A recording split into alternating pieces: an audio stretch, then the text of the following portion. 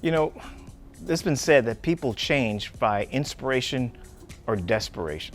So you have to ask yourself, did we change because we were inspired to change, or did we change because we had to change? And I would say through COVID, we've changed out of desperation.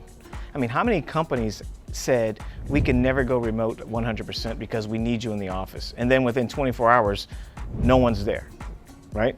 So what happens in times of desperation, like Marcus Aurelius said once, is that we need to be connected, we need to support each other, and we need to find solutions together under desperation. So the question is, are we finding solutions through this desperate times? I would say yes and no. Because human nature is always focused on 6 major parts of our survival, and that is the fear of poverty, the fear of old age, criticism, loss of love of someone they love, basically, fear of poor health, and the fear of death. I would say out of all those 6 things, 4 of them are literally in our environment every day. So how do you help your employees, and how do you help people that are constantly being reminded of those 4 elements that are basically out of their control to some extent? At least they're being told that. When you see the news and you see how we look at the calamities of everything, you can see why these fears are always in the subconscious of your employees and maybe even yourself. And when these things happen, we tend to find ourselves in a stress mode continuously.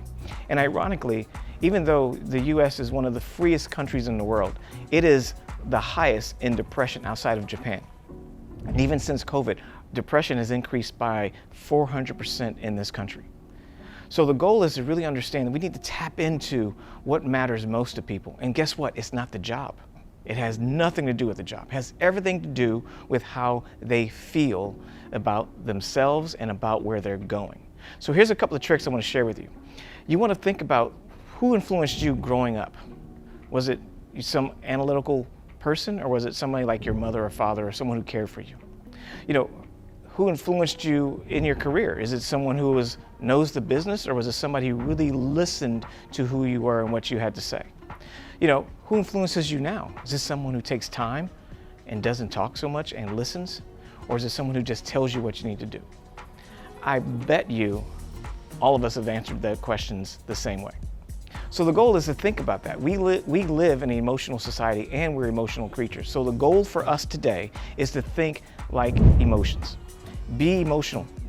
Sorry, leaders, be emotional. Don't be so rigid, don't be so professional that you can't show your emotions. Share who you are, share your fears if you want your employees to share theirs. And the only way you're going to do that is be it first so they can mirror that. So I want you to just think about that, because this is really where leadership is going. It has nothing to do with your business, has everything to do with who you are as an individual. Thank you.